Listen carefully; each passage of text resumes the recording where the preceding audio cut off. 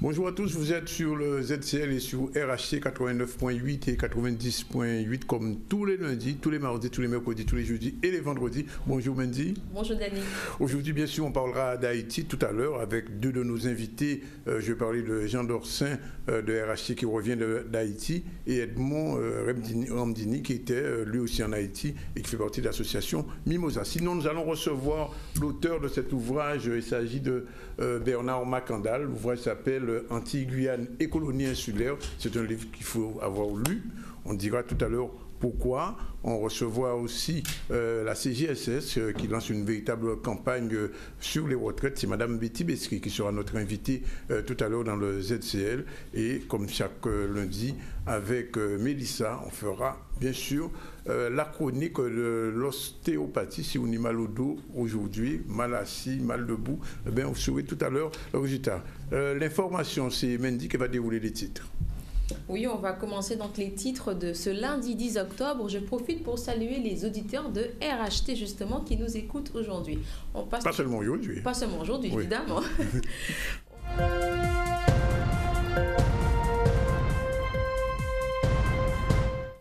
Avec 58% des suffrages exprimés, c'est le binôme Sandra Anjaric-Marcel Sigiscard et leurs remplaçants Ivan Lodin et Jacques Roche, ainsi que Jean-Charles Saget, qui sont donc les vainqueurs de ce premier tour. Et ce dimanche, c'était aussi la journée de clôture de la Semaine Bleue, organisée par le Conseil départemental en partenariat avec la ville des Abîmes. C'était au stade des Abîmes où avait lieu un grand bal Grand Moon. Et un match de foot en hommage à Warren Hérin avait lieu donc ce samedi au Lamentin. L'association en mémoire de Warren était à l'initiative de cette action. Voilà donc pour les titres d'Annick. Merci. Warren Hérin, c'est ce cycliste de l'USL décédé dans des conditions que vous savez, c'était juste avant le tour de la Guadeloupe, le dernier tour de la Guadeloupe. Voilà. Alors, je vous l'ai dit, on va parler d'Haïti. La situation est particulièrement grave en ce moment. Une semaine après donc le passage de Mathieu, on est proche de la catastrophe humanitaire dans certaines régions, particulièrement dans le grand sud d'Haïti. Les choses ne vont pas très bien.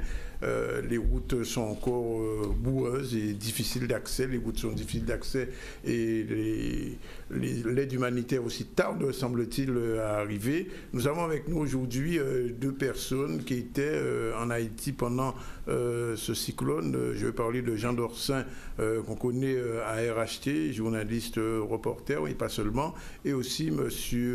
Edmond Ramdini, qui est aussi membre de l'association Mimosa, l'association qui traite de l'humanitaire, qui a eu l'occasion de faire plusieurs actions en direction des immigrés de la Guadeloupe, aussi bien des Dominicains que des Haïtiens. Alors messieurs, bonjour, merci d'être avec nous. Je vais poser la question toute simple. Une semaine après, quelle est la situation aujourd'hui en Haïti? Jean. La situation, elle est, vous l'avez brossé, Danick, elle est critique puisque nous y étions au moment où l'ouragan Mathieu est passé sur l'île. Dans le Grand Sud, beaucoup de dégâts. On parle de beaucoup de décès. Les chiffres, c'est vrai qu'il y a une divergence entre les chiffres du gouvernement et les chiffres des ONG, mais il y a beaucoup de décès. Et puis, c'est quand même une situation qui, on peut dire, après le tremblement de 2010, vient encore insuffler une image un peu catastrophique sur l'île. Oui. Alors, Monsieur Biki, vous êtes membre d'une association qui s'appelle Mimosa. Quel est le rôle de Mimosa dans cette affaire? Bonjour. Eh bien, nous, ça fait déjà 20 ans qu'on évolue en Haïti, au travers d'un centre d'accueil que nous avons créé en 1997. Et donc, nous étions partis pour finaliser la rentrée scolaire des 40 enfants qu'on a au centre et des 20 jeunes qu'on continue à accompagner à l'extérieur. Donc, comme l'a dit Jean, on était vraiment sur place lors du passage du cyclone et on a perdu un réfectoire suite à la chute d'un arbre et un dortoir des garçons. Mais bien heureusement... Dans quelle région vous... Nous, on est à Léogane, donc ça fait toujours partie de la région du Sud. Ouais, quand même, ouais. Donc le cyclone part de Jérémie, c'est la pointe du sud-sud-ouest, et passe systématiquement par Léogane pour se rendre vers Port-au-Prince. Oui. Donc Léogane aussi, beaucoup de dégâts des eaux, beaucoup de vent, donc beaucoup d'habitations détruites. Alors vous étiez des acteurs, on peut le dire, en live, en direct même pendant ce cyclone. Quelle a été un petit peu la préparation? Comment ça vous avez vécu un petit peu ce qui s'est passé un petit peu avant le passage du cyclone? Très tôt en Haïti, le gouvernement de la primature privée via les opérateurs téléphoniques envoyait différents messages aux populations disant qu'il allait avoir un ouragan, qu'il allait être dangereux, qu'il fallait rester prudent. Ces messages sont parvenus sur nos téléphones dès le dimanche en cours de journée, à la mi-journée. Et puis il a fallu attendre, c'est vrai, le lundi. Le temps a commencé un peu à devenir un peu gris. On se disait que je me disais que certainement il allait avoir un petit mauvais temps comme d'hab. Et puis je me suis vraiment trompé. Et le mardi matin, vers 1h du matin, on a eu les grosses bourrasques de vent, les grosses rafales qui ont un peu amené l'ouragan Mathieu qui est passé dans le sud de l'île, dans la région de Léogane, la région de Jérémie qui a été le plus touchée. Alors, vous avez senti la puissance des vents parce que on a parlé dans le bulletin météo d'un cyclone de classe 4 avec des vents de 260 km/h. Qu'on compare avec Hugo il y a quelques années ici, c'est 220. Monsieur Ramdini, vous avez connu Hugo, vous êtes assez vieux entre guillemets pour le savoir. La comparaison se fait, vous avez senti quand même la puissance. Alors elle s'est faite beaucoup la comparaison dans la région de Jérémie, donc vraiment la pointe du sud.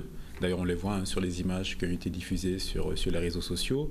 Arrivé sur Léogane, on n'est plus dans des vents de 260 km/h, mais on est quand même dans des vents violents.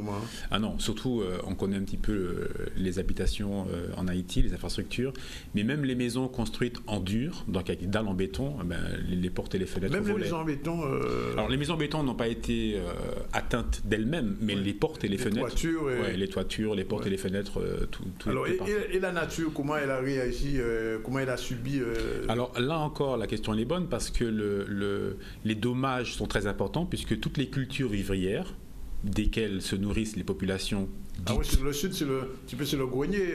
Ah oui, tout ce qui est bananerais, etc. Bon, tout est rasé. Tout est rasé. Donc on n'a pas simplement une catastrophe du point de vue matériel, mais aussi du point de vue nourriture, puisque toutes les bananeraies sont au sol et les arbres fruitiers sont ratiboisés, comme on dirait. Nous-mêmes, l'arbre qui a écrasé notre réfectoire, c'est un manguier. Pourtant, c'est un arbre réputé solide. Donc, tout ça nous prouve que les vents étaient vraiment assez violents. Alors, l'autre aspect de ce cyclone, c'est qu'aujourd'hui, pour atteindre ces régions, ça doit être très compliqué. Très, très compliqué, puisque la distance entre Port-au-Prince et Jérémie en temps normal. C'est quoi, 60 km Plus de 160 km. 4-5 heures de route. 4-5 heures de route en temps normal. En temps normal. Aujourd'hui, je pense qu'il faudra avoir 8-10 bonnes heures pour arriver dans la zone de Jérémie. Et il faudra être très très prudent aussi, puisque bon. Les ponts ont été arrachés peut-être ? Oui, certainement. On n'a pas la confirmation, mais selon des amis que j'ai eus sur la région de Jérémie, c'est très très difficile d'y accéder. D'accord. Question de Mandy peut-être ? Oui, moi j'aimerais savoir comment s'organisent un petit peu les aides autour de ces populations. Est-ce qu'ils sont déjà arrivés sur place ? J'ai entendu dire qu'il y avait déjà très peu de pompiers même qui étaient sur place, qu'il a fallu attendre un certain nombre de temps avant que les organisations étrangères puissent venir sur place. Difficile à l'heure actuelle de pouvoir répondre à la question, puisque la région de Jérémie actuellement est inaccessible. Les premiers avions militaires américains sont parvenus quelques heures après, mais c'est la difficulté, c'est l'accès de pouvoir pour l'instant accéder à toute cette zone du Grand Sud, de la région de Jérémie, Ansavo, Les Cailles. C'est quand même une région qui fait à peu près 350 000 personnes, on peut dire, qui sont touchées. Et il faudra de nombreux jours, de nombreuses semaines pour pouvoir vraiment toucher tout le monde et ravitailler tout le monde. Alors souvent, on se plaint du fait qu'en Haïti, les ONG travaillent un petit peu dans le désordre et on a des exemples pendant le dernier tremblement de terre. Est-ce que là encore, ça va être la pagaille ou bien est-ce que le gouvernement essaie de rationaliser les aides ? Denis, pour être juste, je pense que il faudrait tout faire pour éviter le fiasco de 2010. Oui. Quand on sait, il y a eu beaucoup de promesses, les ONG se sont séparés un peu, les différentes régions d'Haïti, le gouvernement, l'instabilité politique à l'époque, n'avaient pas pu gérer au mieux cette crise humanitaire. Aujourd'hui, avec le président provisoire oui. Qui semble vouloir prendre les choses à bras-le-corps, mais ça va être difficile puisque les élections ont dû être reportées. On annonce des élections la semaine prochaine. Semaine prochaine ? On annonce des élections la semaine prochaine. Donc tout cela va être difficile à manœuvrer. Il faudrait vraiment une bonne coalition internationale pour pouvoir mieux apporter l'aide aux sinistrés. Moi, j'aimerais savoir comment se portait déjà Haïti après 2010. On fait l'impasse sur ce qui vient de se passer, parce que c'est vrai qu'on entend dire que bon, les aides se mettent en place.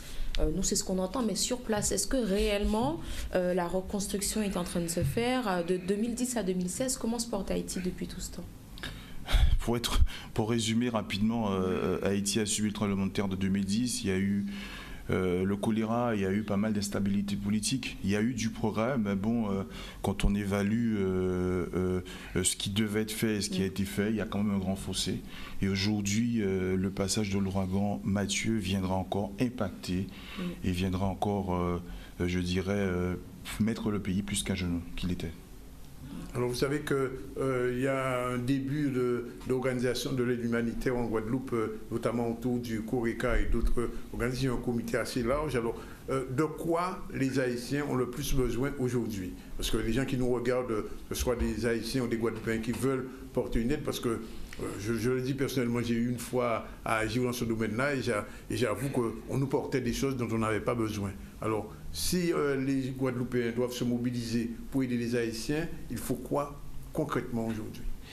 Alors nous, actuellement, à notre niveau, pour pouvoir sécuriser au mieux les enfants dont nous avons la responsabilité, nous avons un conteneur qui sera prêt à partir le 31 octobre, fin de mois. Dans ce conteneur, nous voulons pouvoir récolter des dons de matériaux de construction, parce qu'il faut reconstruire. Il faut reconstruire. Il y a des endroits où il faut reconstruire.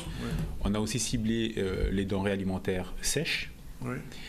Et avec le contact d'un correspondant que nous avons en Haïti, on apprend actuellement qu'il y a à nouveau une réapparition du choléra. Oui, il y a eu déjà au moins 4 ou 5 cas, même plus, une soixantaine qui ont été recensés, signalés. Donc il y aura des besoins médicaux par rapport au choléra, des besoins de médicaments aussi, comme les antitétanos, etc., par rapport à tous les blessés qui vont être répertoriés. La problématique ne sera pas simplement l'aide à apporter. Votre question est juste, qu'est-ce qu'il faut donner ? Comment aider? Mais après, il y aura aussi la problématique de l'acheminement des aides. L'acheminement, j'en connais un rayon. Alors, sur ça, il y a... Alors, bien sûr, on a parlé du choléra. Il y a le problème de l'eau aussi. Bien sûr. Alors, il y a eu... le gouvernement français a dépêché un certain nombre de militaires qui ont promis pour, d'ici vendredi, 1 demi-million de litres d'eau potable. Alors, je pose la question. Les rivières sont embourbées, j'imagine, en ce moment. Et tout le réseau d'adduction d'eau dans la région du Sud n'existe plus. Donc comment on va fabriquer l'eau? Alors ça va être vraiment très compliqué. Alors la région de Léogane, c'est vrai que les rivières sont embourbées de boue, etc. Pour ceux qui ont la chance d'avoir des puits creusés assez profondément, on peut avoir une eau relativement potable qu'il faudra quand même traiter. Mais pour les régions du Sud, ça va être très compliqué. Ça va être très compliqué. Pas impossible. Donc on va faire ce qu'on peut. Mais ça va être quand même compliqué. Alors, vous parlez d'un conteneur pour la fin du mois. Les gens qui nous regardent pourraient vous contacter. Contacter qui? Comment ça va s'organiser concrètement? Alors, vous pouvez vous contacter Willman au 06 90 45 17 96. 06 90 45 17 96. Vous pouvez me contacter aussi, Edmond, au 06 90 13 95 84. Et le lieu de collecte? Alors, le lieu de collecte sera sur Capesterre, puisque l'association est basée à Capesterre. Il y a une forte communauté haïtienne à Capesterre, je pense aussi, quand même. Oui, elle existe. D'ailleurs, il y a des associations sur la région de Capesterre qui vont se regrouper. On y est invité mercredi, me semble-t-il. C'est bien ça, Willman? Et vous pouvez aussi nous joindre sur notre Facebook, sur lequel on a mis des photos et des dernières informations suite à notre retour. Mimosa Humanitaire. Mimosa Humanitaire, d'accord. Alors, on va s'arrêter là pour l'instant. En tout cas, on reste, on va le dire, mobilisé et on lance l'appel aux Guadeloupéens et à la communauté haïtienne. Une dernière question peut-être? Oui, parce que j'ai eu la question sur les réseaux sociaux, parce qu'il y a la communauté justement antillaise sur Paris qui voudrait également y participer. Vous pensez que ce soit possible ou pas? Oui, tout est possible. D'accord, dans ce cas, comment on procède du coup? Alors, ce qu'il faudrait, c'est voir si la collecte peut se faire, enfin, elle se fera directement à Paris. Oui. Est-ce que le transport de tout ce qui sera collecté transitera par la Guadeloupe? Oui. D'accord. Ou est-ce qu'elle sera directement envoyée sur Haïti? Ce qui sera important pour cette collecte qui sera faite, c'est à qui ils envoient. Parce que sinon, ça part. C'est toujours le même problème, l'acheminement et après la distribution. On a deux problèmes pour Haïti quand il y a une aide. C'est l'acheminement, premier problème. Et deuxièmement, sur place, comment faire en sorte que ces produits arrivent directement aux personnes qui en ont le plus besoin. Alors, je rappelle donc que c'est le Grand Sud qui a été touché, particulièrement la ville de Jérémie, aussi, Léogane aussi. Léogane aussi. Et qu'il y a une action humanitaire qui se fait par le biais de l'association Mimosa qui est sur le Facebook. Vous pouvez prendre contact et on a eu 2 numéros de téléphone et puis éventuellement vous pouvez nous contacter et on fera passer le message. Voilà, je vous remercie messieurs d'être venus et merci puis on va tout de suite, il est 12h48, on est toujours sur RHTZCL et on continue l'information avec Mendy. Oui, avec 58% des suffrages exprimés, c'est le binôme Sandra N'Djaric et Marcel Sigiscard, ainsi que leur remplaçant Ivan Lodin-Jacques Roch et Jean-Charles Saget, qui sont donc les vainqueurs de ce premier tour. Avec un écart de plus de 900 voix dans 20 des 21 bureaux de la ville et dans les 3 anciens cantons. C'est donc le parti PPDG soutenu par la majorité municipale, dirigé par le maire Jacques Bangou, qui gagne ce scrutin. On retient toutefois, je rectifie quand même, c'est pas le scrutin qui remporte le premier tour. Autant pour moi, on retient donc toutefois qu'il y a eu un fort taux d'abstention dans ces élections partielles. Nous avons donc recueilli les réactions donc des 2 candidats qui vont s'affronter au second tour le dimanche 16 octobre. Un reportage de Olivier Moradel et Yves Boissé. Je voudrais remercier l'ensemble des Pointois et des Pointoises qui se sont exprimés pour ces élections cantonales partielles et qui portent nos suffrages, notre binôme largement en tête. Nous réalisons 58% des suffrages exprimés contre pour les autres qui ne font que 20%. Nous leur remercions et leur demandons très solennellement de se mobiliser le 16 pour ce deuxième tour et confirmer notre avance et confirmer le projet que nous leur avons présenté, à savoir les accompagner dans les différents domaines de compétences du département, la petite enfance, les personnes âgées, mais également l'aménagement du territoire de la Guadeloupe et bien sûr accompagner la ville de Pointe-à-Pitre dans tous les projets que la ville de Pointe-à-Pitre aura à défendre auprès du département. La campagne s'est bien passée, il n'y a pas eu d'incident. On peut regretter qu'il y a eu des messages un peu bizarre de la part de certains concurrents, ce qui a brouillé un peu les pistes. Et je pense que les électrices et les électeurs ont décidé carrément d'attendre le deuxième tour, comme ils aiment à dire, le duel pour se fixer. Et je pense que c'est notre analyse de la situation. Aujourd'hui, il y a un choix clair entre l'avenir et le passé.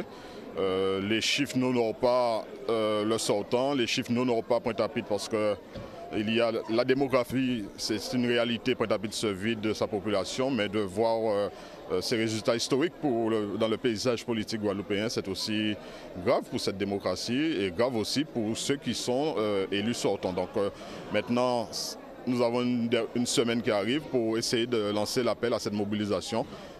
Celles et ceux qui attendaient donc d'avoir cette clarification et le choix est clair, comme je vous l'ai dit, entre le passé.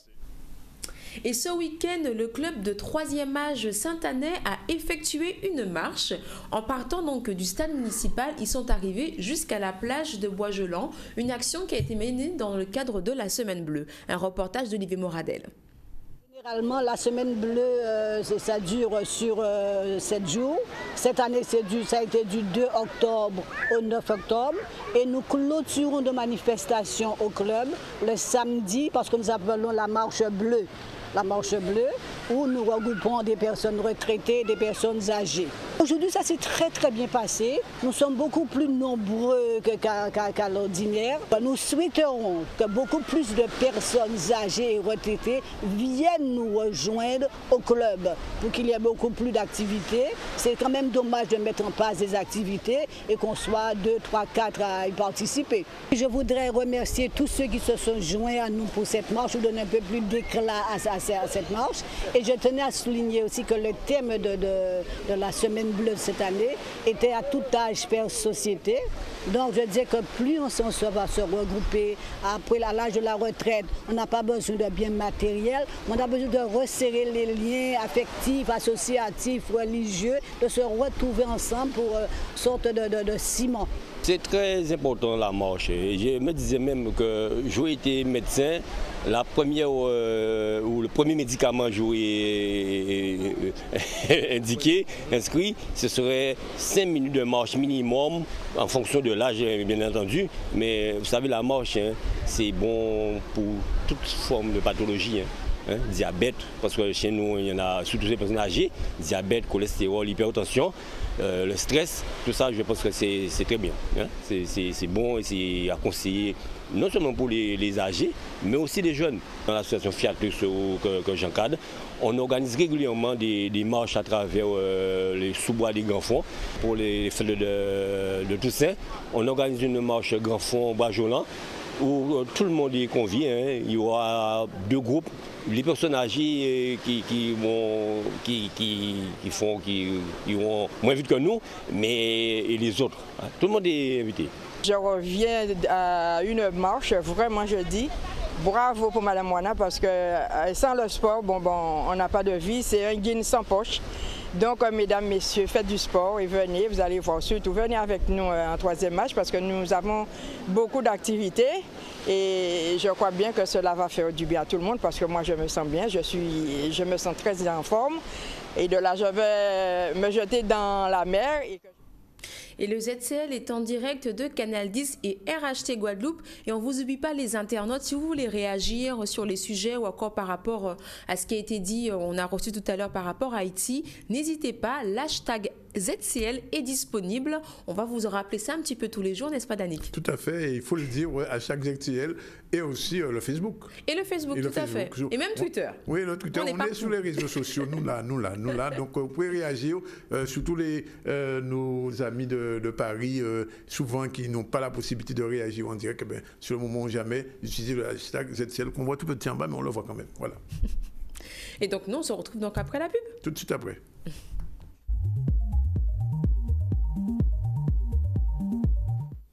Voilà, il est 13h dans le ZCL et sur le RHT 89.8 FM, 90.8 ensemble.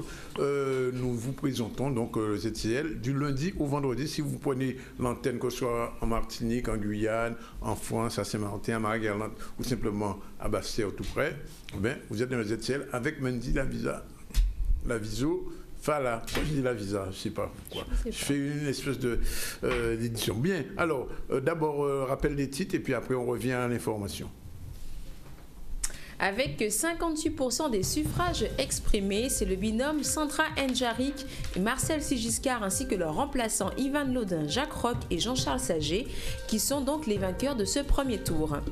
Et ce dimanche, c'était la journée des cantonales, il faut le préciser. Pardon ? Premier tour des cantonales. Des cantonales, oui, tout à fait, Danick, merci. Et ce dimanche, c'était la journée de clôture de la Semaine bleue organisée par le conseil départemental en partenariat avec la ville des Abîmes. Et enfin, un match de foot en hommage à Warren Hérin, le cycliste décédé récemment, avait lieu donc ce samedi au Lamentin. L'association en mémoire de Warren était à l'initiative de cette action. Warren qui était décédé le jour même du début du Tour de la Guadeloupe, donc il n'a pas pu participer à ce tour et il avait eu un accident, on se souvient, sur la route du Lamentin alors qu'il se rendait au vélodrome de Gourdeliam. Voilà, je vous l'ai dit, on va recevoir Bernard Macandal, c'est l'auteur de cet ouvrage que vous ne connaissez peut-être pas encore, en tout cas en Guadeloupe je ne le connaissais pas, ça s'appelle Antilles, Guyane et colonies insulaires, essai pour une déconstruction coloniale. C'est le tome 2, avec la particularité, c'est que le tome 2 paraît avant le tome 1. Alors le tome 1 sera en route, on reçoit Bernard Macandal, bonjour. Bonjour. Vous êtes martiniquais, vous avez écrit cet ouvrage et vous êtes membre d'un groupe qu'on appelle l'Axe de la résistance Afro-Eurasie, c'est bien ça, de la pensée caribéenne.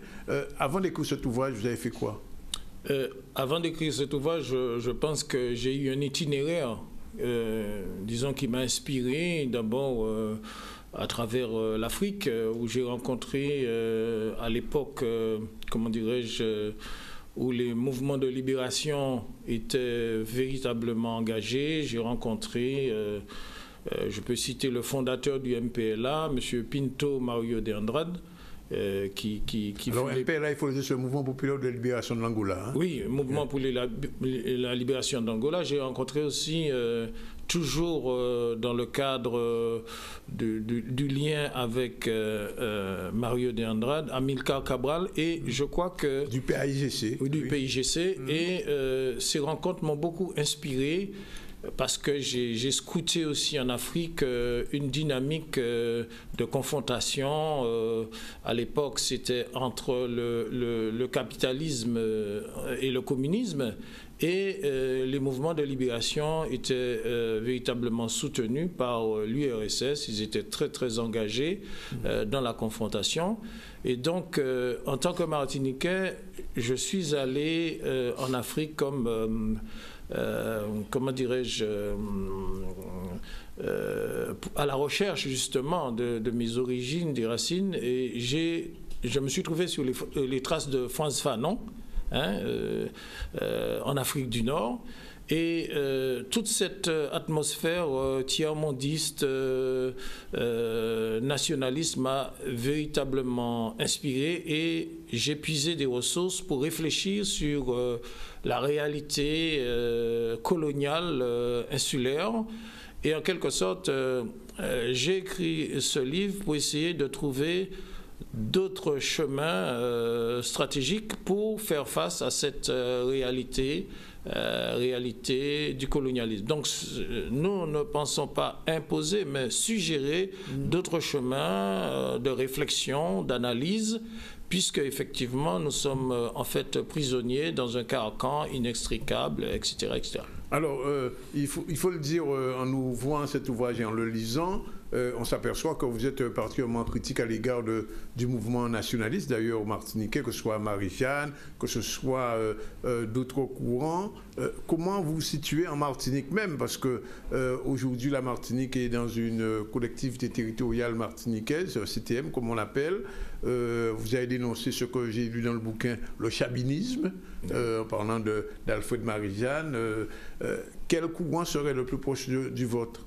Oui, je vais dire d'abord que nous sommes dans à notre avis, nous sommes dans une régression idéologique et régression politique, parce que un certain nombre de personnes, de nationalistes, qui au départ, depuis les années 70, étaient sur des questions fondamentales de libération nationale, des gens qui ont abjuré le marxisme-léninisme, qui ont abjuré le communisme, parce qu'effectivement, on s'est trouvé dans une impasse à cause de la chute de l'URSS, et qu'ils ont démérité en ce sens qu'ils n'ont pas été à la hauteur d'un effort de réflexion, comme par exemple nos camarades sud-américains qui se sont trouvés dans la même situation à Cuba, au Venezuela, Fidel Castro, Evo Morales, qui ont toujours garder leur foi marxiste, parce que le marxiste en lui-même propose des solutions.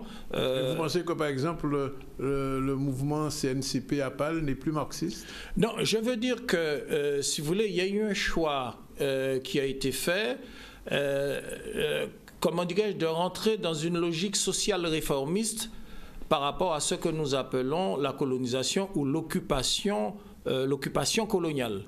Et c'est un facteur qui a désorienté les masses populaires, qui a désorienté le mouvement ouvrier, puisque effectivement, comment dirais-je, il y a eu un renoncement, et que l'effort dialectique que les Cubains, que les Vénézuéliens ont fait, qui leur ont permis de reconstituer, comment dirais-je, ce que j'appelle reconstituer, faire une réforme du mouvement anti-impérialiste en créant des conditions de renouveau pour la confrontation face à le nouvel ordre mondial, face à l'impérialisme. C'est-à-dire qu'ils ont créé l'axe de la résistance, et cet axe de la résistance est présent, soutient ses alliés, et cet axe de la résistance est à nos frontières, dans les Caraïbes et en Amérique latine. Donc il y a eu, nous pensons que c'est, comment dirais-je, c'est-à-dire nos intellectuels pro-européens, pro-occidentalisés, ils ont choisi de refuser qui étaient justement impliqués dans la confrontation entre le capitalisme et le communisme. Et ce qui a changé, c'est une confrontation entre l'Afrique, c'est-à-dire l'Orient, et l'impérialisme pour des raisons idéologiques. Ils ont choisi une relation contractuelle avec le colonialisme français, et que par conséquent, quand les luttes syndicales, parce que véritablement le but de l'ouvrier, c'est de monter à l'assaut du capitalisme et de défaire l'hégémonie patronale pour prendre le pouvoir, eh bien tous ces objectifs se sont réduits à néant, et il y a eu finalement un vide du mouvement ouvrier pour entrer dans le dialogue social. Je vous repose la question. Aujourd'hui en Martinique, vous êtes proche d'aucun groupe? Oui, parce que bon, on a en Martinique le Parti communiste martiniquais, il y a le PPM, il y a CNCP, il y a le Modimas, il y a, enfin je ne vais pas tous les citer, il y a le GRS, il y a CNCP2, enfin etc. Enfin, nous sommes dans une logique de reconstruction syndicale et nationaliste. Syndicale mais pas politique. Oui, reconstruction syndicale et nationaliste, parce que, c'est-à-dire que nous appelons à travers des syndicalistes comme, je peux citer Pinto Hervé, qui est un membre de la CGTM Post et qui est un militant. Nous appelons à un renouveau syndical parce qu'il y a un certain nombre d'ouvriers, un certain nombre de militants qui sont mécontents. Et disons que au niveau politique, nous appelons aussi à une réorganisation du mouvement nationaliste, parce qu'il y a, comment dirais-je, un certain nombre de déçus, et que par conséquent ce livre vient à point nommé, puisque c'est une analyse sur la réalité sociale, culturelle, politique, qui nous a conduit à cette impasse du mouvement nationaliste, qui aujourd'hui collabore avec l'occupation, si je puis dire, comme par exemple il y avait au moment de l'occupation française des collaborateurs à l'occupant. Quel est votre objectif politique? Eh bien, notre objectif politique, c'est-à-dire de mener un travail de conscientisation des masses, et ça passe aussi par une rééducation de l'élite. Oui, mais je parle de l'objectif final. Qu'est-ce que vous souhaitez pour la Martinique, par exemple? Nous pensons que, comment dirais-je, l'assistanat, cette situation, c'est une situation sans lendemain, avec la réalité du chômage, avec, comment dirais-je, le sous-développement économique. Nous pensons que, effectivement, il y a une alternative. Premièrement, pour la libération nationale, ce qui va prendre des échéances peut-être à moyen, à long terme, nous pouvons penser 10 ans, mais il faut une alternative à l'assistanat, parce que aujourd'hui, les mouvements sur la place n'ont pas un programme économique en dehors de l'assistanat. Donc nous, ce que nous proposons, c'est de réinventer une économie martiniquaise. Dans le système actuel? Non, dans le cadre de notre système, puisque nous sommes... Oui, mais alors, vous ne m'avez pas répondu. Je vous demandais quel est votre objectif final politiquement. C'est la libération nationale. Ah, la libération nationale. Vous participez aux élections, est-ce que votre groupe envisage, par exemple, de participer aux élections qui se font en Martinique? Non, nous pensons que les élections, en fait, c'est-à-dire c'est, comment dirais-je, un agenda qui, c'est comme un match de coupe qui emmène les Martiniquais à s'exclure, à se diviser, et pour finalement appliquer un agenda de l'extérieur qui vient de Paris. Donc, ce que nous pensons, c'est qu'il faut former une nouvelle génération de cadres, de jeunes, de manière à ce que, c'est-à-dire, nous faisons allusion à la commune de Paris. Oui. Réinvestir les communes et à partir des communes, faire un travail de conscientisation des masses. Parce que nous pensons que, comment dirais-je, dans le carcan colonial, beaucoup de maires considèrent, quand ils sont au pouvoir, considèrent la population comme leur, comment dirais-je, leur propriété. Par exemple, certains, et la plupart, ils empêchent des étudiants d'autres organisations de venir dans ces communes faire un travail de conscientisation dans la population parce qu'ils considèrent que toute action en ce sens est une action d'opposition politique. Donc alors, nous pensons qu'il faudra reprendre les communes et suivant le concept de la commune de Paris, générer une conscientisation pour passer, pour former, donner une culture de gouvernement aux travailleurs, aux masses, de sorte qu'ils soient conscients. Parce que nous opposons la culture de domesticité de nos élites qui acceptent une réalité, comment dirais-je, d'assujettissement et une réalité de collaboration à une culture de gouvernement qui impose une réflexion, une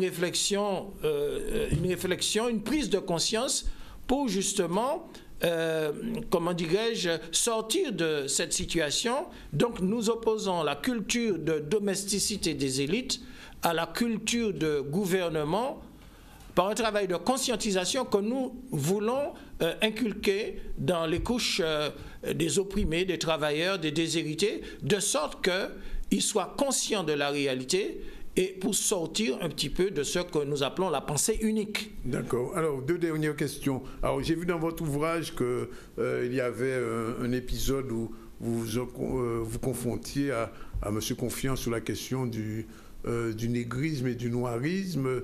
Est-ce que vous acceptez l'étiquette de noiriste, comme c'est écrit dans le bouquin, à un moment donné, on vous traite de noiriste? Est-ce que c'est ça, votre idéologie? Oui, c'est-à-dire que à travers, depuis l'effondrement de l'URSS et puis le vide du mouvement ouvrier, nous avons constaté que, comment dirais-je, les oligarchies et ce qu'on appelle les laboratoires de manipulation, ils ont créé différents courants. Par exemple, l'écologie, on peut pas vraiment parler de l'écologie sans une option de libération nationale, parce que la libération nationale passe avant l'écologie. C'est-à-dire, il y a des courants racialistes qui ont essayé de réoccuper le vide du mouvement ouvrier pour estomper la confrontation, la confrontation par rapport au capitalisme. Et derrière ces mouvements racialistes, il y a une volonté de, comment dirais-je, d'évacuer la contradiction fondamentale qui existe entre le peuple et la domination capitaliste. Et en ce sens, ce qui justifiait la présence du mouvement ouvrier pour monter à l'assaut du capitalisme et pour mettre à bas le système des oligarchies foncières dans les béquets et tout, eh bien, ça a été remplacé par des courants racialistes complètement folkloriques et qui n'ont pas réellement un système économique, quelque chose de concret à proposer, sinon à défaire le socle du patriotisme. C'est un ciment qui a été créé de par la tolérance de notre peuple, qui est une composante de différentes communautés où les Noirs sont vraiment majoritaires, mais qui acceptent les Indiens, qui acceptent, comment dirais-je, toute autre race. C'est pour ça que nous avons inventé le mot afrogénaire, qui inclut non seulement les nègres qui ont des revendications fondamentales, mais tous ceux qui constituent le ciment sociétal. Et justement, la manœuvre d'évacuer la lutte anticapitaliste, c'est pour essayer de créer des divisions, pour casser le ciment patriotique et complètement, comment dirais-je, démanteler, cette unité nationale qui est fondamentale pour, comment dirais-je, l'action que notre peuple doit mener pour s'unir et pour finalement être une force et représenter véritablement un rapport de force face à la domination coloniale et impérialiste. Alors, un dernier mot très rapidement, il est 13h16. Est-ce que sur la question du créole, parce que j'ai vu que vous avez une position particulière sur la question du créole, comment vous jugez, enfin vous vous situez sur cette question aujourd'hui qui est quand même importante dans le mouvement nationaliste? Oui, la question du créole est fondamentale parce que le créole, c'est en quelque sorte la langue nationale, composite d'idiomes africains, amérindiens et tout. Et nous reconnaissons que les créolitistes ont fait un travail louable en ce sens, puisqu'ils ont fait des efforts de recherche pour codifier le créole, la grammaire. Et vous êtes d'accord avec ça au moins? Oui, absolument, absolument. D'accord. OK. Oui. Bon, mais écoutez, je vous remercie d'être venu. Alors, vous précisez que le tome 1... Oui, le tome 1, c'est en fait la synthèse des 7 tomes, parce qu'il y a 7 tomes. Oui. Et donc, Sciences politiques Bocaille, c'est une école de sciences politiques, je dis, c'est-à-dire la science politique s'apprend à l'ENA et à Saint-Cyr, à l'école de guerre. Nous avons voulu domicilier, domicilier la science politique par rapport aux problématiques antillo-guyanaises et insulaires. D'accord, mais écoutez, Bernard Macandal, je vous remercie d'être venu. Oui. Vous êtes venu en Martinique, en Guyane, en France et en Guadeloupe. Et puis, j'espère que les gens auront cet ouvrage. Il est disponible déjà en librairie? Le livre sera distribué dans un certain nombre de grandes librairies, pour ne pas les nommer, en Guadeloupe, et aussi en Martinique. Mais nous avons, dans notre démarche, nous voulons créer des espaces de liberté. Donc, par conséquent, nous avons d'autres stratégies de diffusion du livre, parce que nous avons vu que le livre de Pierre Davidas, parce que nous sommes aussi davidassiens et fanoniens, eh bien, Davidas a eu un procès à cause de son livre « Ce que je dis du sionisme », et que M. Badinter avait ordonné de casser M. Davidas, et son livre a été acheté massivement en librairie et pour le faire disparaître. Donc, nous pensons que c'est possible aussi par rapport à ce pavé dans la mare, qui est pour nous une bonne nouvelle. Hein. C'est le sciences politiques, c'est Kala, c'est Tamboua, c'est aussi comment dire, Fos Obia, c'est-à-dire Negmaon. C'est une dynamique de mahonnage. Bien, on a bien compris. Oui. En tout cas, merci d'être venu. On continue tout de suite alors qu'il est 13h19 et qu'on a le hashtag ZCL, bien sûr. On va y penser désormais, Mendy, et vous continuez le journal. Entreprendre en lycée, cette action initiée en 2002 par le rectorat de l'Académie de la Guadeloupe et Guadeloupe Expansion est une démarche pédagogique de sensibilisation à la culture entrepreneuriale, permettant ainsi à des centaines de lycéens provenant donc des lycées publics ou alors des lycées privés de la Guadeloupe d'exprimer leur talent d'entrepreneur. Eh bien, l'action est reconduite. Nous avons rencontré M. Marius Cancel, le chef de projet, un reportage de Anne-Elisabeth Arcet. Entreprendre en lycée, c'est une opération pédagogique dans laquelle il sera question de simuler le fonctionnement d'une mini-entreprise dans les lycées de la Guadeloupe. Donc c'est une opération financée par la région, le FSE et le rectorat de la Guadeloupe. Et bien entendu, c'est une opération qui se déroule avec nos partenaires, une dizaine à peu près. Donc c'est une opération qui va se dérouler sous l'année scolaire. Donc le lancement a lieu actuellement et elle se terminera fin du mois de juin. Le premier prix, c'est un concours, hein. Donc le meilleur établissement, la mini-entreprise, aura gagné un parcours entrepreneurial en France métropolitaine et aussi une nouveauté dans cette édition avec un prix d'établissement pour l'établissement qui aura su le mieux valoriser la mini-entreprise dans son établissement. C'est un projet très intéressant dans la mesure où le projet met les élèves dans une situation où ils vont occuper des postes réels, directeur financier, directeur comptable, gérant, PDG en fonction de la structure juridique, et elle permet à l'élève de s'imprégner de la culture entrepreneuriale. Et dimanche marquait la fin de la semaine bleue, une semaine donc qui était consacrée aux personnes âgées. Cette nouvelle édition fut marquée par le village des seniors qui s'est déroulé au CWTC. Mais pour la clôture de l'événement, le Stade des Abîmes accueillait nos aînés pour organiser un grand bal grand monde. Tout ça pour leur plus grand plaisir. Un reportage de Michel Terrasse. Cette année, c'est une très belle année. Une très belle année où on rend hommage aux aînés, où on accompagne les aînés, où on leur dit tout simplement qu'on les aime. Et j'ai rappelé que si nous avons eu à l'assainissement de Pointe-à-Pitre 2 grands camps, la construction des ports, la construction de l'aéroport, la construction de tous les réseaux qui ont permis d'apporter de l'eau, ce sont les aînés, ce sont les femmes de Guadeloupe qui étaient, comme on disait, des potomitans, mais des gens qui n'ont jamais parlé de misère. Elles vivaient la misère, mais elles faisaient en sorte que leurs enfants aillent le plus loin possible. Donc la société d'aujourd'hui, avec ceux qui font la Guadeloupe d'aujourd'hui, doivent honorer les aînés parce qu'ils ont fait la Guadeloupe que nous aimons. Le thème de la semaine de 2016 nous invite à faire société. Ce que je souhaite, c'est que nous soyons une société plus solidaire. Or, pour être plus solidaire, il faut être maillé, il faut être lionné, et donc il faut créer ce lien entre les générations. C'est tout le sens aussi de notre schéma départemental 2016-2020 qui porte sur l'autonomie, mais qui fait justement appel aux jeunes, parce qu'on se rend compte que ce devoir de transmission, cette obligation de transmission, de valorisation de l'expérience est fondamentale pour solidifier une société, pour construire une société. Et vraiment, je suis ravie de l'initiative de la présidente du conseil départemental des assises de la famille. Pour nous, c'est aussi la suite de la semaine bleue. Donc ça va commencer en novembre, entre novembre et février. Ça sera l'occasion pour les familles guadeloupéennes aussi de se poser, de réfléchir à la place des aînés, à la place des jeunes, à créer du lien. Parce que si la société n'est pas intergénérationnelle, elle ne peut pas être cohérente, elle ne peut pas être solidaire.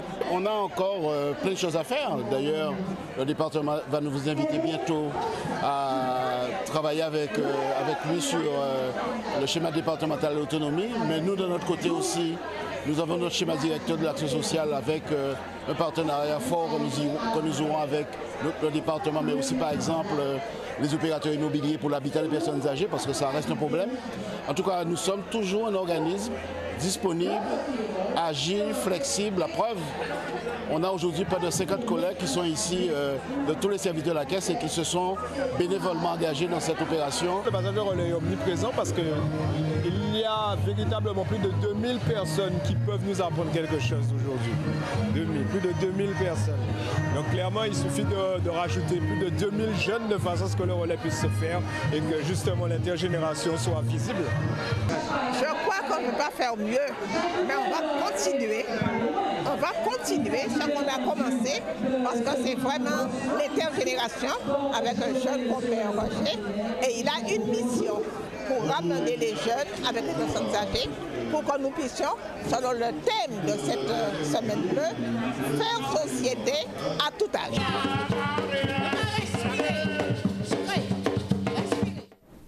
L'actualité continue avec le ZCL. Tout à l'heure, on va recevoir Madame Besri Betty, tout à l'heure, qui va nous parler des retraites donc, de la CGSS. Pardon. Et puis, bien sûr, si vous voulez réagir, n'hésitez pas, le hashtag ZCL est disponible. Et bien sûr, on salue les auditeurs de RHT Guadeloupe. On se retrouve tout à l'heure après une courte page de publicité.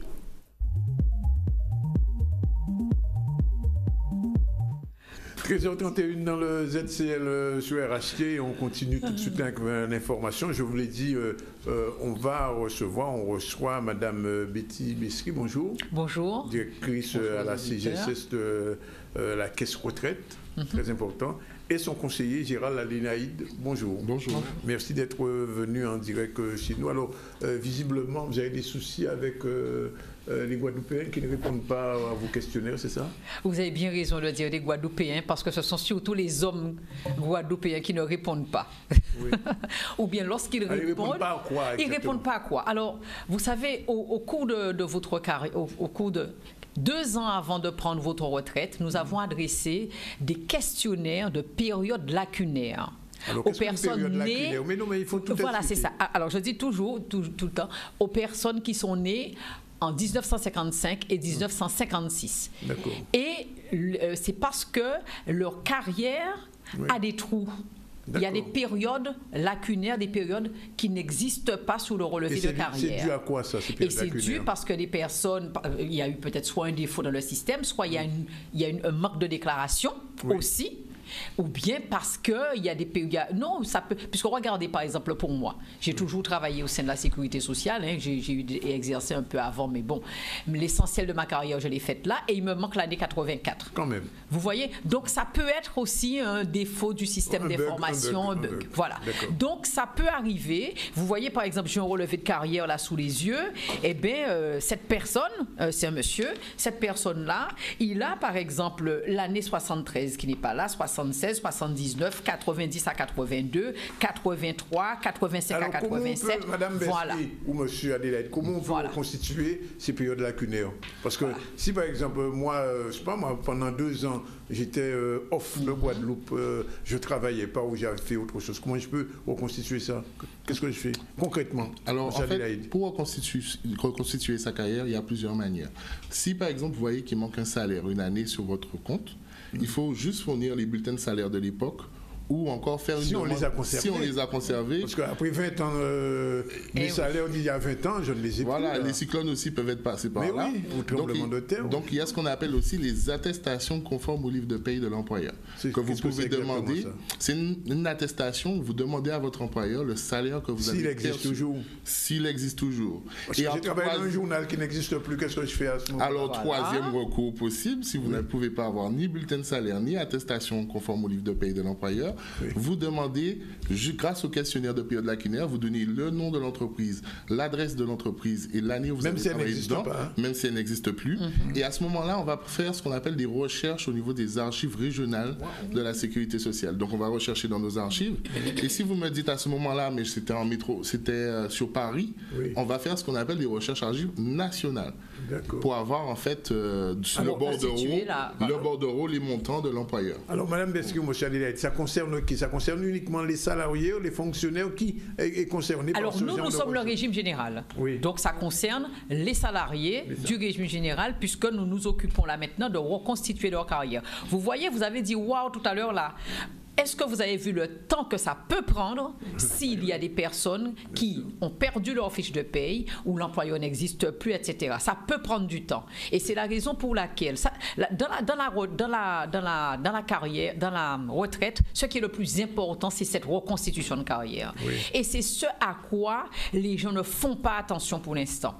Ils pensent que quand ils vont partir à la retraite, ce sera la date.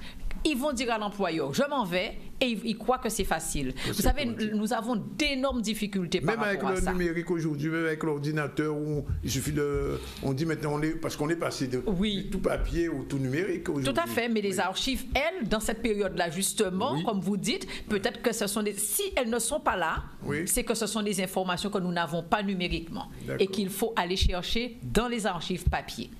Ou bien que les personnes nous ramènent.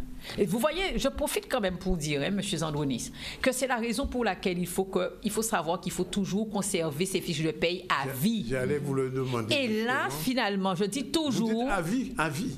Mais oui, parce qu'on ne sait jamais, puisque même quand on a liquidé votre retraite, on ne peut pas savoir ce qui va se passer demain. Et c'est la raison pour laquelle je dis aussi, c'est la boîte qu'il faut désigner à toute la famille, à mari, enfant ou bien femme-enfant, pour dire mes fiches de paye, c'est là qu'elles sont. Parce que même si vous par exemple, vous décédez, votre conjoint et vos enfants peuvent avoir besoin de vos fiches de paye pour pouvoir exercer leurs droits. Donc, c'est la raison pour laquelle c'est un document fondamental. Mais qui va disparaître. Qui va disparaître. Oui, non, n'empêche. Non, mais attendez. En attendant, je veux dire, tout ce qui est papier, il faut le conserver. D'accord.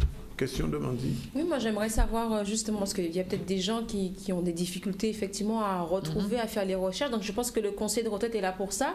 Donc comment vous intervenez auprès de ces personnes qui sont en phase de partir en retraite? Comment vous les aidez? Donc justement à ce moment-là, nous ce qu'on fait, c'est qu'on discute avec les assurés parce que pourquoi on appelle ça une reconstitution de carrière? C'est justement pour aider l'assuré à se souvenir de certaines choses. Parce qu'on retourne quand même dans le passé. Et ce questionnaire de période lacunaire, il n'est pas fait n'importe comment. C'est-à-dire qu'il détecte dès que la personne a une baisse de salaire. Vous avez une baisse de salaire en 70, est-ce normal? Qu'avez-vous fait? Vous avez eu un salaire inexistant pour telle année, est-ce normal? Donc il détecte certaines anomalies. Et nous, c'est justement cette approche qu'on a avec l'assuré, de voir ce qui manque, en effet, pour pouvoir lui reconstituer et régulariser la carrière. Puisque si on n'accompagne pas, on ne pourra pas retrouver parce que des fois, les gens, ils sont en face de nous, ils disent « Ah oui, c'est vrai, en 1982, j'ai fait telle chose. » Ou bien « Ah, mais c'est normal, j'étais en maternité en 85. » Vous voyez? Et bien, c'est comme ça qu'on arrive à reconstituer. Et ça ne fonctionne pas sur l'attestation à l'honneur, j'imagine, non? Non, avant, n'est-ce pas? Avant, pour les attestations sur l'honneur, avant, effectivement, il y avait beaucoup d'attestations sur l'honneur. Et puis là, maintenant, ça ne fonctionne plus. Enfin, le conseiller retraité là. Mais enfin, moi, ce que je voudrais surtout dire, c'est qu'au niveau de cette opération, nous avions, il y a certaines personnes qui ont reçu déjà 2 fois ce questionnaire. Ils n'y ont toujours pas répondu. Et principalement des hommes. Principalement les hommes. Ou bien s'il renvoie, mais vraiment de manière négligée, les informations mal remplies, il n'y a pas les pièces justificatives. Les femmes, par contre, vous verrez, le papier, il est de cette hauteur-là, parce que toutes les pièces justificatives sont présentes. Alors, moi, ce que je voudrais dire, nous lançons cette opération coup de poing pour qu'avant la fin du mois là, d'octobre, là, qu'il y ait le maximum... Le laps de temps est très court. Est très court, oui, mais je veux dire qu'il faut vous dépêcher de nous renvoyer ces éléments. Alors évidemment, peut-être qu'on peut reporter la période en novembre et en décembre, mais pour l'instant, nous essayons d'en avoir le maximum au courant du mois d'octobre. Alors, toutes les personnes qui ont reçu un document de la Sécurité sociale marqué l'assurance retraite, marqué relevé de carrière, première situation, il peut y avoir des périodes lacunaires. Et donc, vous voyez, on vous dit qu'il vous manque nos observations concernant votre carrière et vous voyez qu'il y a certaines périodes. Vous devez mettre votre réponse. Et avec votre réponse, fournir les pièces justificatives et nous renvoyer le document. Madame Messi, il y a un petit souci quand même. C'est l'adressage. L'adressage, vous mettez... Non, parce que certaines personnes... qui habitaient ma région Basse-Terre, habitent peut-être Marie-Galante aujourd'hui. Oui. Et vos courriers n'arrivent pas à ces gens. Comment ça là? Mais nous avons l'adresse, monsieur Xandronis, nous avons l'adresse qui figure, que vous avez donnée. Oui, et qui que j'ai donnée peut-être en 1975. Non, mais c'est peut-être la dernière adresse que nous avons. Puisque oui, mais si j'habite plus là. Ah, attendez. C'est ça le problème. Vous êtes né en 1955 ou 1956. Vous travaillez toujours. 59. Non, mais vous travaillez toujours. D'accord? Oui. Donc, en fait, nous avons l'adresse donnée par l'employeur sur votre... effectivement. Sur oui, votre, mais même les employeurs, je peux vous garantir que... Vous avez une ancienne adresse. Oui, l'employeur, vous lui dites 4 fois, 5 fois que j'ai changé l'adresse. Voilà. Alors, je lance un appel.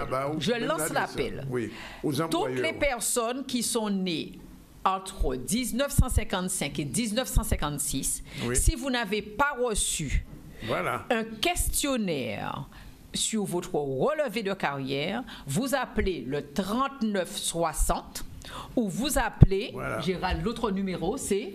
Le numéro pour l'opération. L'opération. Le 0590 90 55 42.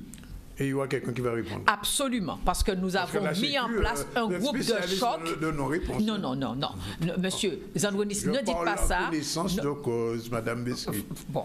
Alors, mais permettez-moi quand même de... Non, mais je comprends ce que vous dites là. Mais permettez-moi quand même de dire qu'au niveau de la sécurité sociale, nous avons fait un effort à partir justement des observations comme celle-là que nous avions pour mettre 5 personnes derrière le téléphone. Et si on ne vous a pas répondu, c'est que soit vous avez appelé l'après-midi, parce que l'appel, les appels c'est le matin. Les appels c'est le matin, entre 8h et midi. Ça m'étonnerait. Et midi. Non, mais je vous le dis quand même. Oui. Et d'autre part, si on ne vous a pas répondu, c'est que vous faites partie des 5 à 10% de personnes pour lesquelles effectivement nous n'avons pas répondu, puisque nous avons un taux de décroché de 90%. On l'a noté, 2 numéros, voilà. 39 60. 2 numéros, 39 60. 90 90 55 42. Voilà.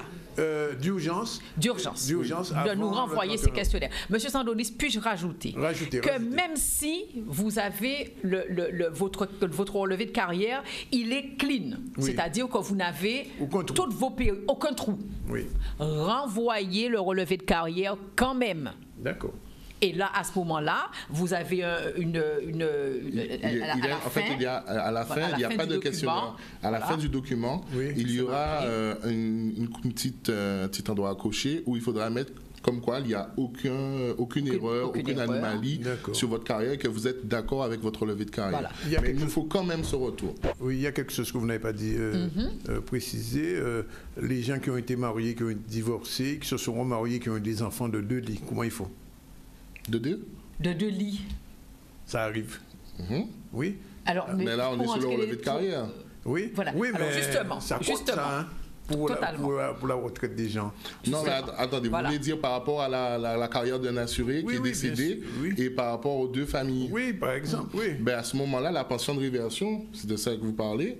Pour la pension de réversion, la carrière de l'assuré, là par contre, c'est pour la conjointe, à notre niveau. C'est la conjointe qui est en droit. Qui est concernée. C'est en fonction du prorata du temps de mariage. Oui. Il faut savoir que la réversion chez nous, si vous êtes resté marié 30 ans avec un assuré, et ensuite vous vous remariez, vous divorcez, vous vous remariez pendant 10 ans avec un autre, c'est au prorata du temps de mariage que les femmes seront ayant droit. C'est-à-dire plutôt 30 ans que 10 ans apparemment. C'est-à-dire que celle qui aura 30 ans, si on est pour donner à peu près, on va dire 900 € de pension de réversion, il y aura la femme qui a fait 30 ans, elle aura à peu près 700 et quelques, et l'autre aura à peu près 100, 100, 200. De le dire. Voilà. Mais ce qui est important de souligner, c'est que justement, c'est lorsque vous nous avez renvoyé ce relevé de carrière que nous vous adressons un autre document qui vous donne l'estimation de votre retraite. Voilà. Et qui vous dira exactement, voilà, si vous partez en telle année, vous allez toucher tant, c'est-à-dire le montant de votre retraite, tout régime confondu avec les complémentaires.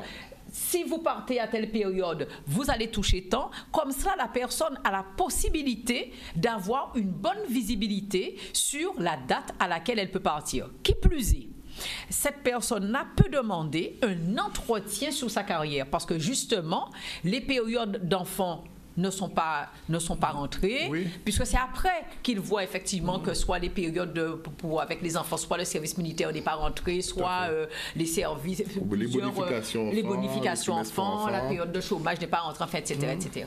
Et donc à ce moment-là, vous avez un conseiller retraite comme M. Adélaïde qui peut vous recevoir dans un bureau particulier et où vous pouvez lui raconter votre vie, votre carrière justement, depuis quand vous avez commencé à travailler jusqu'à là maintenant, et il va reconstruire votre carrière avec vous. Ça, c'est très important parce que lorsque la carrière, elle est complète, en fait, nous avons tout concernant votre carrière. Même s'il y a des trous, mais ce sont des trous qui sont justifiés, à ce moment-là, la liquidation de votre retraite, elle se fait rapidement.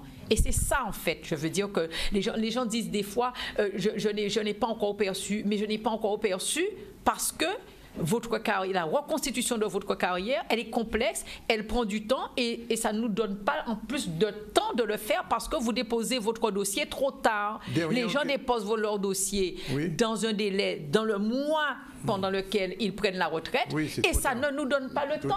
Il faut déposer son dossier de retraite 6 mois avant. Or, en Guadeloupe, on le dépose dans le mois de la retraite. Une dernière question à vous deux. Vous lancez une opération cette année pour les gens nés en 55 et 56. Absolument. L'année prochaine, ce sera quoi? 54, l'année prochaine, c'est 57. Ce sera 57. Vous reviendrez l'année prochaine. Non, je peux revenir. Si jamais cette opération ne marche pas d'ici la fin du mois d'octobre, permettez-moi, M. Zandonis, de revenir pour relancer l'appel. Vous allez expliquer votre cas. Voilà, merci Madame Bessri et merci M. Adélaïde. En tout cas, j'espère que nos téléspectateurs de la Guadeloupe, Marie-Galante, de Désirade, des Saintes et au-delà vont renvoyer le questionnaire. Vont renvoyer les questionnaires nécessaires pour leur retraite. En tout cas, c'est intérêt à eux autres, même si nous avons touché. Voilà. Et les hommes, complètement. Les hommes aussi. 13h46 dans le ZCL. On continue l'info avec... Merci beaucoup. Ne bougez pas. Et le regretté Warren Herrera n'était pas seulement un cycliste talentueux, il était aussi doué pour le football qu'il pratiquait à ses heures perdues. Justement, l'association En Mémoire de Warren a organisé un match amical en son honneur. C'était samedi au Lamentin. Un reportage de Michel Terrasse. La chose que je salue, c'est la création de l'association Mémoire de Warren. Et je pense que c'est une initiative qui est heureuse, puisqu'il faut faire vivre la mémoire de Warren, puisqu'il y a, je pourrais dire, un travail à faire pour non seulement ne pas oublier Warren, mais malheureusement, la vie est ainsi faite, ne pas oublier les causes et les raisons qui ont conduit à cet accident pour que ça ne se refasse plus. Donc il faut faire vivre cette mémoire-là, il faut qu'il y ait des manifestations comme celle-là tournées autour du sport. Nous devons nous rencontrer très prochainement, je crois, au cours d'une conférence de presse avec l'association, la municipalité elle-même, où nous nous sommes déjà rencontrés à plusieurs reprises pour mettre en place d'autres activités autour de la mémoire de Warren. Et la mairie de Lamentin elle-même aussi, je ne veux pas dévoiler le secret pour le moment, mais pense aussi réaliser quelque chose en mémoire de Warren. Donc nous continuerons à accompagner bien sûr l'association, à accompagner les parents, à accompagner les amis, comme nous le faisons aujourd'hui et comme nous le ferons toujours. Ça fait un très plaisir, parce que terrain là, ça aussi qu'a fait mémoire, qu'a mémoré moi certaines choses, parce que c'est côté site qui a joué petit boulot moins et Warren qui va retourner là avec les amis, c'est super. Nous avons un bel petit soleil, nous faisons un bel petit match là, tranquille. Nous avons commencé par un match là, parce que nous avons l'impression que moi, Warren, qui était très important, c'est un petit coureur que nous avons préparé et qui était en pleine préparation. Nous avons l'impression que nous perdons, mais pour le moment, nous parents, nous supporters, nous avons l'impression que moi, Warren, qui a passé inaperçu. Et que moi, et tous ces gens qui avaient moi là, il faut que nous mémorions ça, nous restions mobilisés pour nous demander les comptes quand même pour Warren. Je l'ai vu tout petit et puis pour moi c'est un neveu, alors pareil, je tenais à être là. Voilà. Eh bien moi je dirais que ça me fait tout à fait plaisir, en plus c'est mon neveu.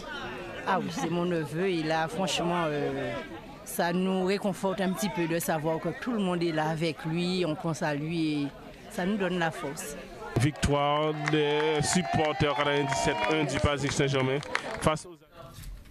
Et le président de région, Harry Chalus, a invité donc l'ensemble des Guadeloupéens à participer à une consultation en ligne sur le développement économique de notre archipel. La collectivité régionale appelle donc chacun à contribuer aux travaux d'élaboration des stratégies régionales pour le développement économique, la formation, l'enseignement supérieur et l'innovation. Donc sachez que jusqu'au 30 novembre 2016, les citoyens pourront donc répondre au questionnaire en ligne accessible sur le site internet de la région, soit le www.regionguadeloupe.fr. Et je rappelle également, je pense que Danick a dû subir le problème de réseau d'Orange qui a eu lieu ce matin. Non, je n'ai pas subi. Mon téléphone a fonctionné non-stop. C'est que vous êtes chez la concurrence alors, c'est ça? Non, même pas.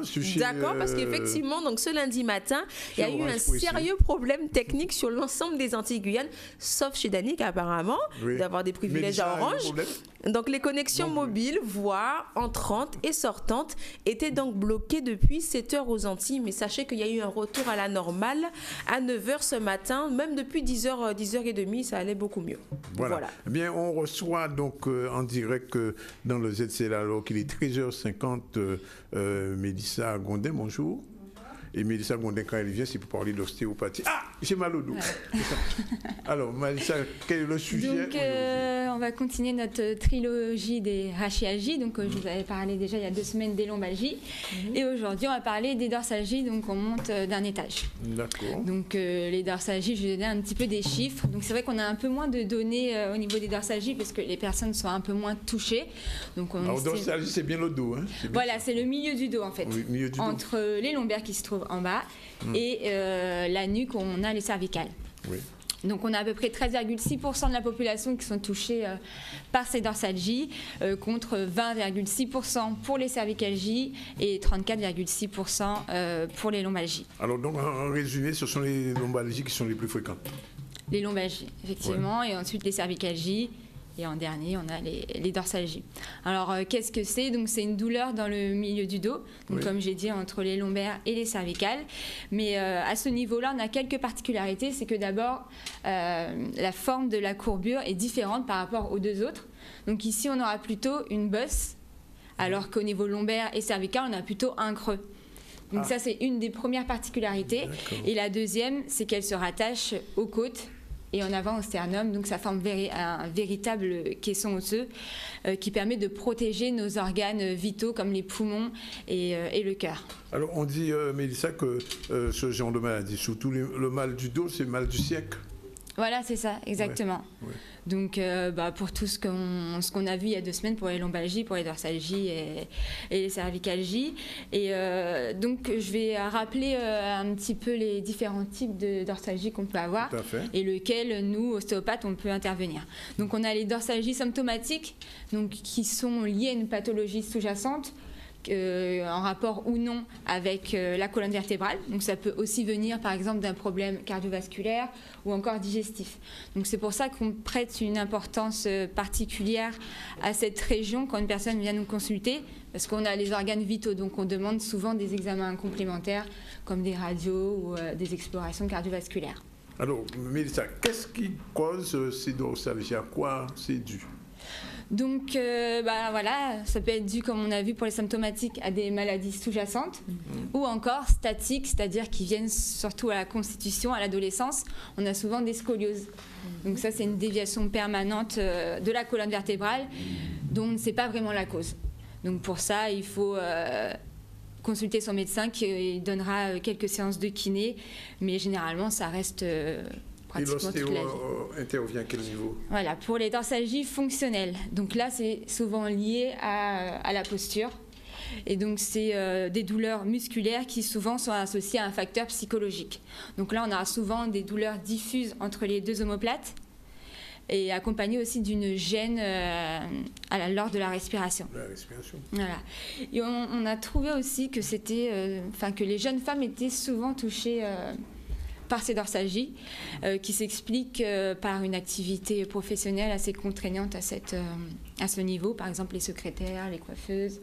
Et un autre problème aussi, c'est les femmes qui ont une grosse poitrine également. Voilà. C'est un problème, la poitrine. Ça peut jouer sur par exemple des petits gabarits ou des personnes de petite corpulence, parce que ça va tirer sur l'ensemble des muscles à l'arrière. C'est comme par exemple pour la femme enceinte, pour les lombalgies, on aura des douleurs bas du dos parce qu'on aura un poids à l'avant. Donc là, c'est pareil. C'est pour ça que c'est important d'avoir quand même un bon soutien-gorge et une bonne posture. D'accord. Voilà. On note tout ça. Donc quelques petits conseils que je pourrais donner aux patients qui nous regardent et qui souffrent de dorsalgie. Donc bien sûr, après être passé chez l'ostéopathe qui enlèvera tous les problèmes articulaires, mais aussi musculaires, et même un travail viscéral au niveau de l'estomac et du foie. Donc il faudra une implication importante du patient pour avoir un résultat optimal. Donc des exercices pour muscler le haut du dos, mais aussi des exercices pour ouvrir la cage thoracique, parce que ce qu'on cherche, c'est se redresser. Donc il existe plusieurs exercices que vous pouvez demander à votre kiné, à votre ostéopathe ou encore à un coach sportif. Juste une précision, Mélissa. Oui.